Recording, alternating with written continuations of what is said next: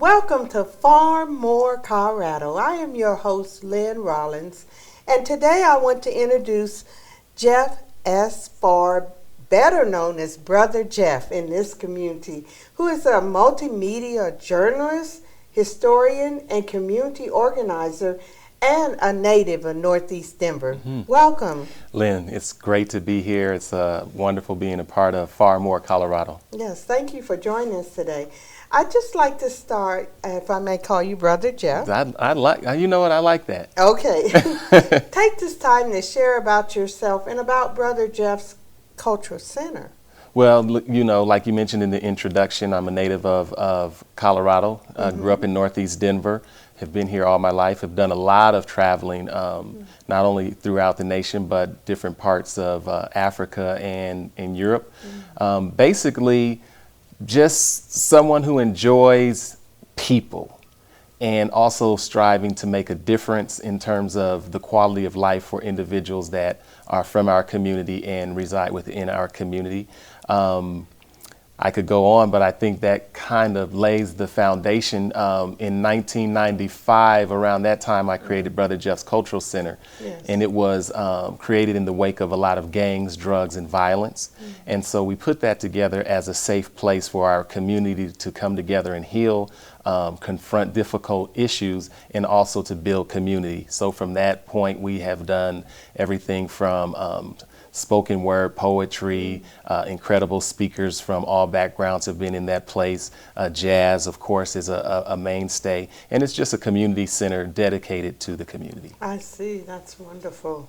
So how did you come to your life's work here in Northeast Denver?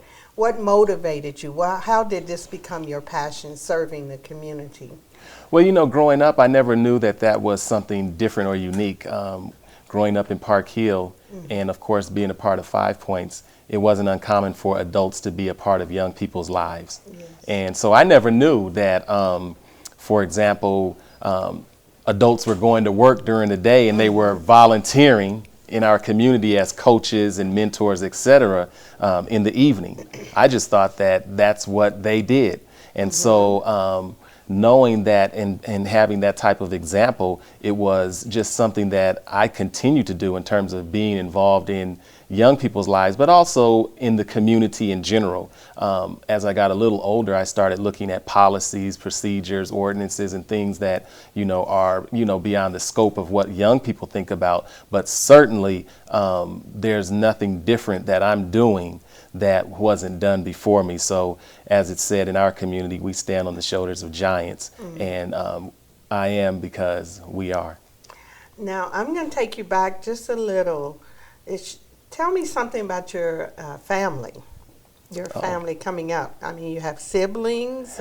Oh, yeah. You know, I have 3 sisters and a brother. Oh. And then I also have a younger brother that is my cousin's son that we had adopted. Oh, okay. And so certainly those are siblings. I grew up with my mother primarily in a single parent household. Yes. But as you know, in our community, there were men all around. And so there was never anything such as not having, you know, father figures. So a lot of people know that I grew up in the house of Dr. Daddio, who owned KDKO. In fact, this is the building in which I'm in that, you know, I was mentored in, but actually had been a part of, you know, that household. There had been coaches, you know, so family, of course, is integral. And then, you know, children, you know, married and like people say, how many children do I have? I just like to say plenty. A quiver full, as they say. A quiver full. I could tell you I could field a basketball team, but, you know, I mean, Okay. it's so, you know, in terms of the children and the siblings and, you know, my children, like the twins and my daughter, they graduated college from CU and CSU, et cetera. So, you know, I have adult children. I have very young children. So family, siblings, certainly a huge part. It sounds like you have quite a lot of work that you have done. Hands full. Nonstop. Hands full. But, you know, I also want to say in terms of children, They don't have to be our biological children No, they either. don't. In our community, it's up to us to be a part of young people's lives, as I've said. And so we've impacted a lot of young people, and we consider them family as well. And many more to come. Absolutely. Many more to come. I see that. Just so with that, can you share just a story that's dear to your heart, where you reached out and saw the fruit of your work come to pass in a person's life? It doesn't matter if it's a young person or an older person. What is something that still motivates you today? What motivates me a lot is when I see people who I see that they have grown up and they're having families and they're having their impact in the world in terms of giving back. Yes. So I can talk about, say, Jenny Logan, who runs Big Hair, Bigger Dreams. She was someone we worked with as a young person, and now she works with young people, working with young black girls in terms of their self-esteem and also getting them involved in traveling around the world. Yes. So we engaged with her as a young person. If you think about Supreme Style Barbershop and Brother Herman Muhammad and the impact that he's having in community, he's another young entrepreneur we worked with many years ago. There's Sudan Muhammad, who had Blackberries, before it became coffee on the point. And now he's a very well-established business person providing a lot of jobs in the community. His brother Akil, who went on to become a doctor. He had a tragedy in his young life where he had a young brother who passed away, unfortunately, which motivated him to always want to become a doctor. And so now that he is a doctor, it's something that we've been able to see him grow through, et cetera. Nicole Tuitt, coming out of CU and having a background in wanting to be in the health professions. Has gone on to get her PhD, et cetera. And those are individuals that have excelled academically, et cetera. But we also have, people that I know that we work with that are struggling, that are navigating criminal justice system, very difficult times with addiction, wondering how to navigate gentrification and their place in the community in which they grew up. Even though they're struggling, I'm also proud of them because I've seen so many people coming out of struggle. So it's not just those that I see that are doing great things in their career academically, but it's also individuals that are struggling very difficult waters in our community that are coming out. For example, there's a young lady I saw the other day. Sometimes you don't see them for a few years, and you know that they've been incarcerated, but the incarceration, they use the time to their benefit. And have come out and have done some very productive things in the community. Those are some of my favorites. The one, I really enjoy people who have gone through something. Yes. Like we say, they got a story, they got a testimony. They're No not test, tell you no testimony. no test, no testimony. So I think either you're going through something or you're coming out of something. And so with those individuals, I like to recognize their great accomplishments as well. I'm inspired by a lot of people. Because you love people and you love helping the community.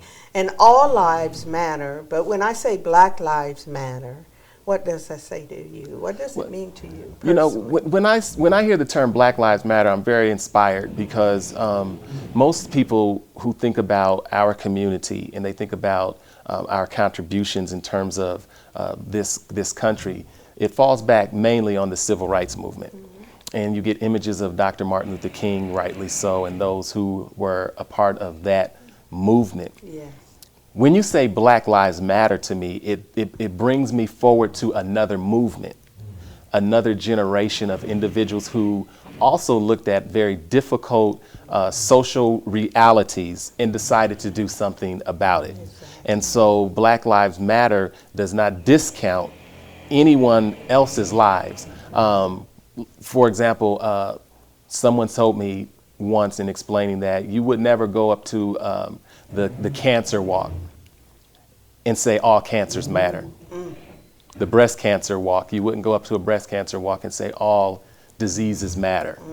You know, sometimes you have to be very specific. Yes. And those of us who know the history of our people in this country, it's very specific in terms of the injustices that have been, we have had to endure. And still endure. And we continue to endure. And so I think until we begin to progress more, you're going to always have a progression of movements. And so Black Lives Matter really spoke to the young lives that had been lost to law enforcement and had been, the killers had been acquitted, and they had been filmed via the latest technology, the social media, the cell phones, et cetera, that was giving a plain view to individuals, a peek into the realities that we face. In the same way, television was rather new during the 60s and the civil rights movement, which was giving a generation of people a peek into what blacks were enduring during the Jim Crow South.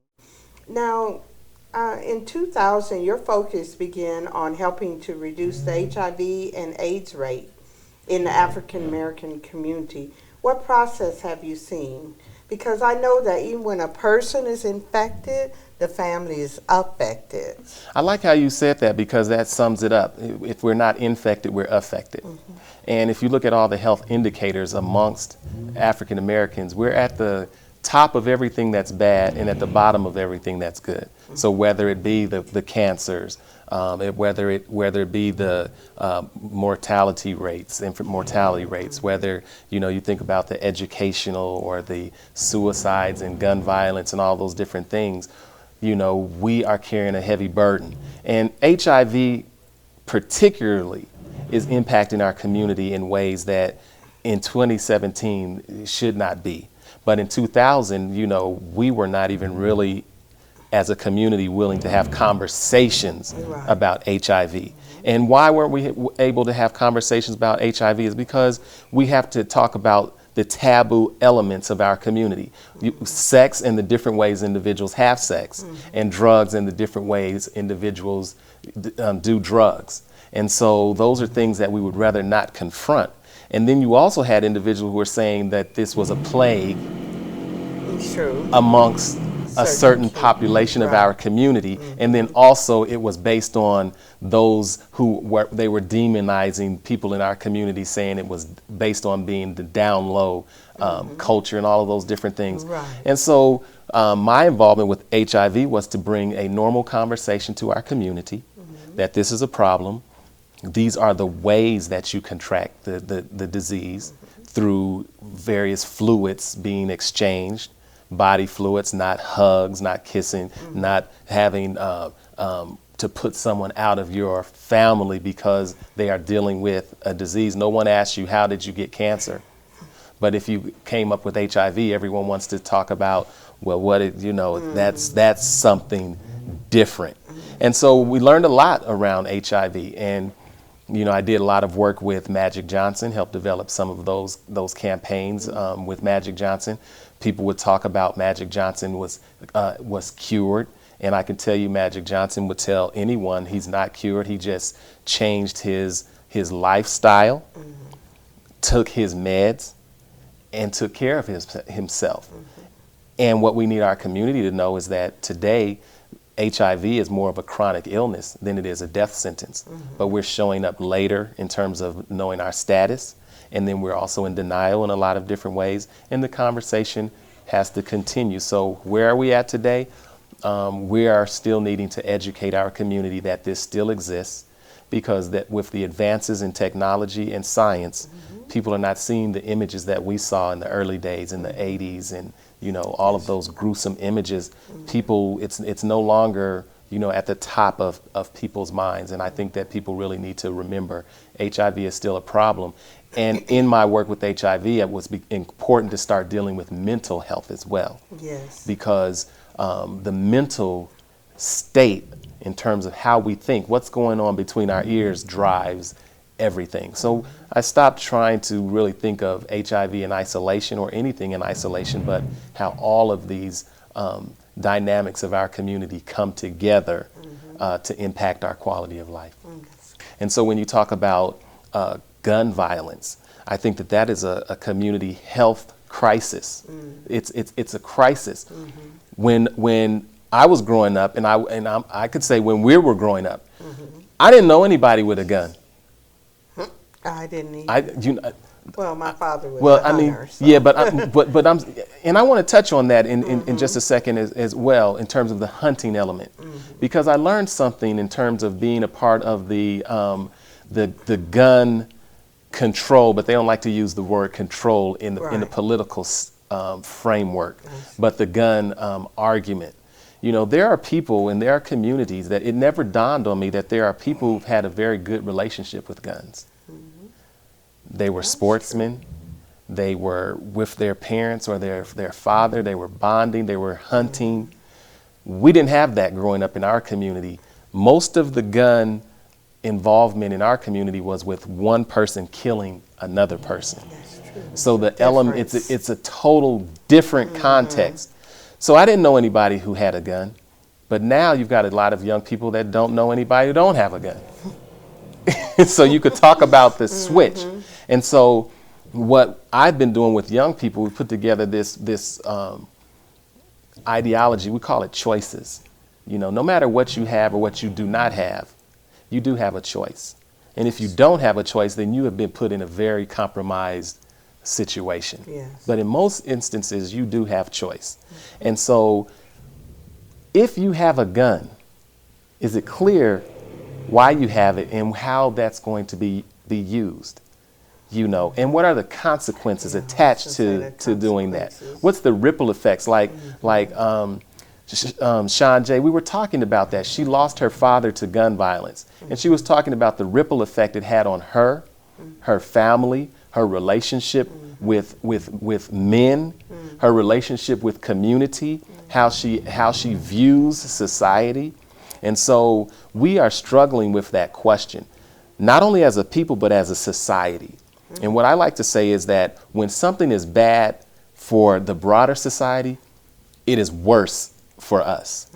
For example, when you think about Columbine and the killing, the carnage that took place at Columbine. Yes. When you think about the Aurora Theater shooting, and you think about the carnage that took place right here in our state. Right here.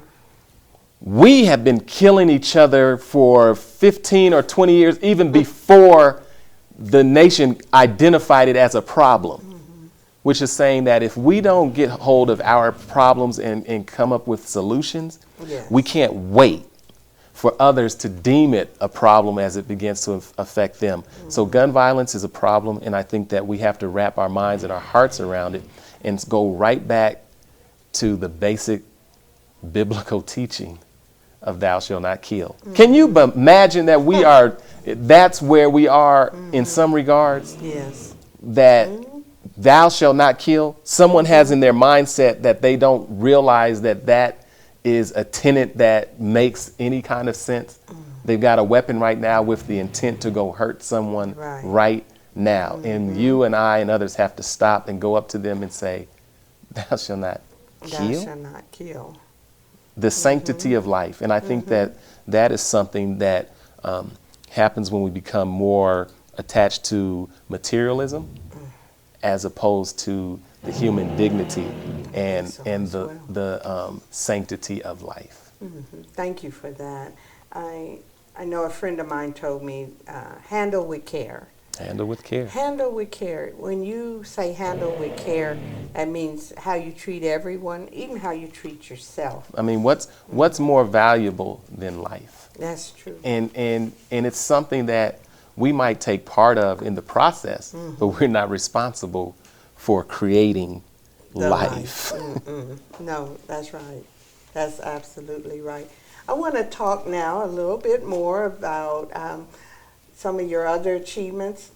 When did you start the 5 Points News? I think 5 Points News is probably about 5 years old now. Is it? At least. Prior to that publication, we had put out many other publications, community guides, different ways of communicating with our community. But the unique part about 5 Points News is that it doesn't just represent a geographical part of our community. It really speaks to our accomplishments and the news that we share as a people, no matter where we're at. And so 5 Points had always been kind of a marker, which meant African American or black community. And then we were able to move out of, well, first we were in Cherry Creek. Most people don't know that the African American community was established in Cherry Creek. I've You heard know, that. And then the 5 Points speak to that. Would you? well, you know, the Cherry Creek was a dump. So when you talk about gentrification and you're talking about the repurposing of land and property, well, when it was in a poor state, where that would be the last place you would really want to reside for health standpoints, et cetera. You know, this is environmental. You know, that's where you could live. And then all of a sudden, there started to be development. There started to be investment within the Cherry Creek community, and then blacks started moving into the 5 Points community because you know you had the railway lines, so you had your porters and your waiters, and you had your community that was forming around 5 Points, and then we used to say that you know blacks could not live beyond Race Street. Those were part of the 5 Points. Yeah, people don't realize. Some people that may be watching may not understand that those 5 points had significance. Well, you know, there were covenants. You know, people have not really spoken a lot about, you know, the segregation of this country, and not just by people and communities, but infused within federal and local policy. So when you had some of these neighborhood covenants coming down, blacks were able to start moving across Race Street, across York Street, and into Park Hill. That's when you started having the movement and the growth into Northeast Denver. And then you started having individuals that were moving into Montbello. Yes, and then also Aurora. And so there had been this spread that was moving eastward. And now with the cost of property values, the average individual cannot afford to live in 5 Points. You know, what a turnaround. So look at the pattern. The average person who was living in the dumps of Cherry Creek certainly cannot live in Cherry Creek. That's where some of your highest rents are in the state. Now you were able to move into 5 Points. Remember, 5 Points in this area, Curtis Park, was the first city park. So this was a suburb.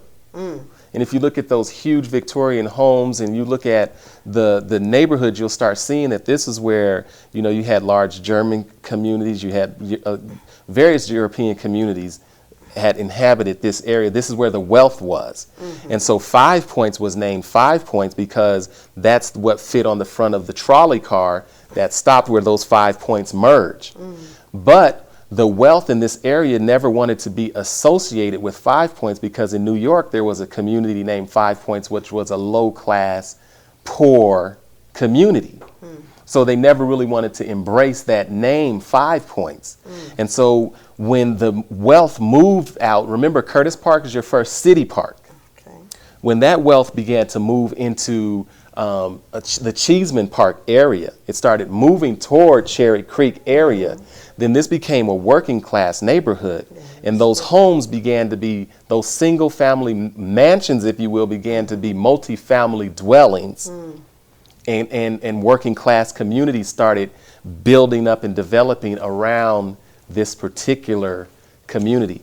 But now, in the same way we said the average person can't live in Cherry Creek, now there's been a turnaround again, and the average individual cannot live in 5 Points. Yeah, I believe that. Well, the housing prices are incredible, and those homes have been repurposed back to their original intent, which are single-family dwellings. Okay, that's true.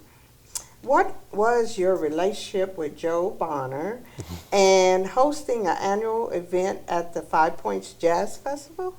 You know, Joe Bonner is very, very special to me. I think of him as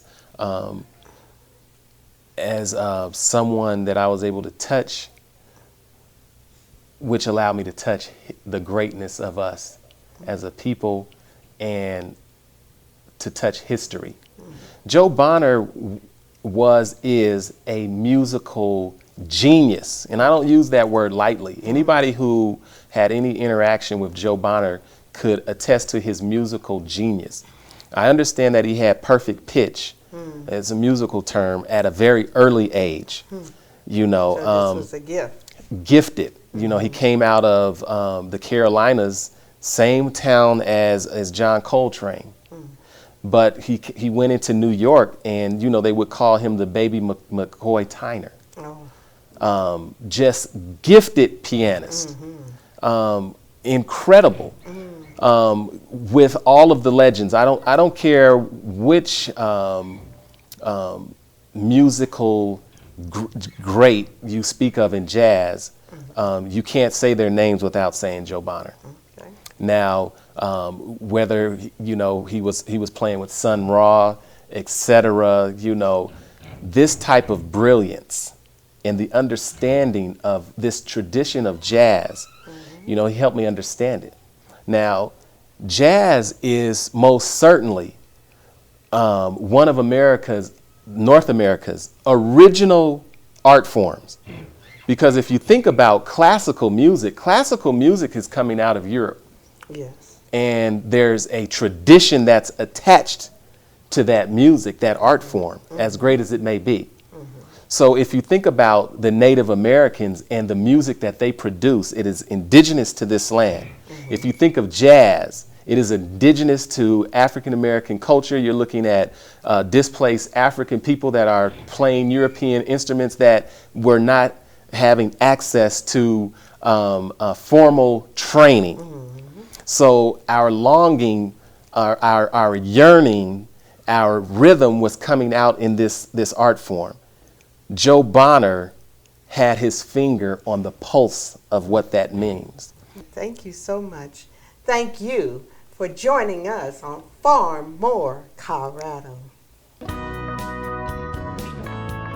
Far More Colorado is a public affairs interview program highlighting people of interest to Coloradans. The program has guests from our state government, and we also feature a wide variety of other guests who are making a difference here in Colorado.